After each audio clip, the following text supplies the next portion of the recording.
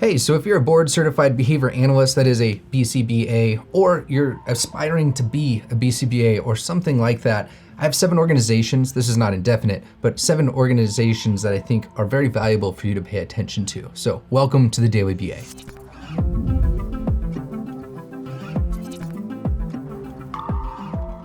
First off, I'm not affiliated with any of these organizations. I may hold my BCBA, I may be a member of ABAI, things like that, but in no way was this sponsored or anything like that. It's just I get asked this question quite often. So first of all, the Behavior Analyst Certification Board, the BACB, sets the minimum standards for being credentialed nationally in the United States and Canada. They set what it is that consumers should expect. They're there to protect the consumers of behavior analytics services. So if you want to go to their page, you can look up their about. There's a lot of useful resources here, whether it's how to become a board certified behavior analyst or an assistant behavior analyst or their doctorate level distinction or even their 40-hour entry level registered behavior technician. It's all here. You go to them. You don't go elsewhere. They are the definitive source for that. There's also some really useful things if you're interested in behavior analysis outside of typical areas, which are usually helping people with neurodifferences, autism, other neurological disorders, etc. So you can go to behavior analysis under this about section. When you click under here, there's subspecialty resources. These are very useful. And there's a bunch of videos from leaders that have conducted research or applied in these different areas when you're talking about behavioral gerontology, clinical behavior analysis, behavioral pediatrics, health, fitness, and sports, education, and sustainable practices. So check that out. The next 2 are specifically resources for people helping in the autism spectrum disorder area. So if you go to ASAT, this is the Association for Science and Autism Treatment.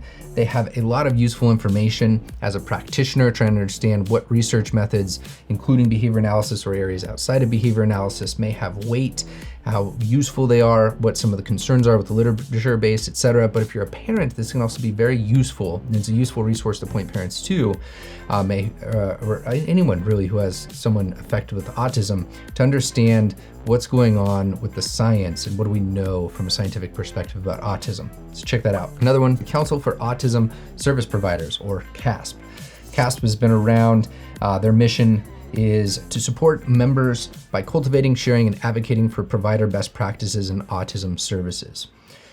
These best practices are things that, since our field is growing up so quickly together, there's a lot of new certificates coming in, there's a lot of new developments and research and changes constantly in how we're approaching these sort of things. It's very young relatively for a science, right? When we're talking about some of the main research being conducted and helping people with autism spectrum disorders from a behavior analytic view, really starting to being conducted in the 70s, right? So they're there to help try to cohesively bring people together, share best practices, and put position statements out, summaries, and kind of lead the way with a group of providers, is my understanding.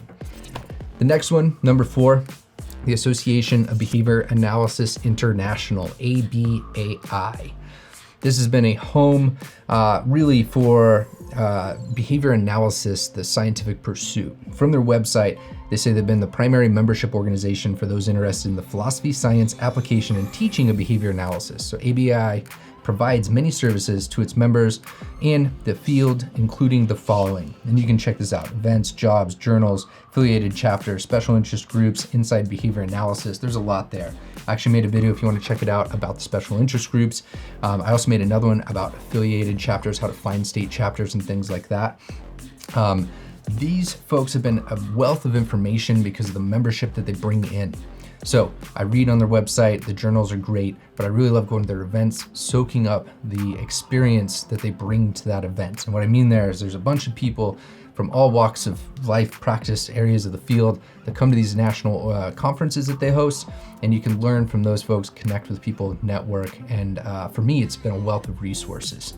And so the 5th one, which is a part of ABAI, are these affiliated chapters. And these affiliated chapters, like I said, I made a whole video on them, but just know that they're state organizations that represent a specific state and their issues and working together collaboratively in their environment. Or there's these non-USA chapters too. These non-USA chapters, there's just a wealth of information. Like I said, you can click, you can find contact information, see if there's websites. It's a lot. Check it out. Number 6 would be the Association for Professional Behavior Analysis, APBA. In many ways, they are similar to ABI in the way that they function in providing different resources for the community of practitioners and scientists. This one is more geared and focused on practitioners, people that are implementing things day to day. So it might not have quite as nerdy of a focus, I would say, as a practice focus. Check it out. I know that also they are starting up some affiliate chapters. And the last one that I'll cover is the Behavioral Health Center of Excellence, BHCOE. They develop and measure voluntary consensus standards for autism and applied behavior analysis service organizations. Relatively new to the field compared to ABI, BACB, a wealth of information. I actually got to sit down as a part of a team to record some of what they had done during the pandemic, offering services and free resources to help people out. You can check it out. They have a resource center that has a lot of information. They've conducted something around like 50 webinars or something crazy like that for practitioners. You can attend many of those for free.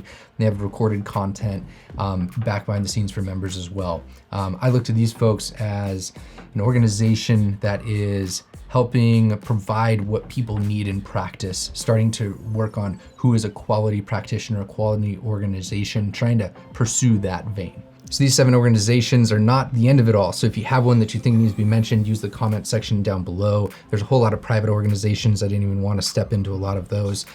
These are just some of the major players. But yeah, please use that comment section. Thanks for tuning in, and I'll see you in the next one. That's your Daily BA.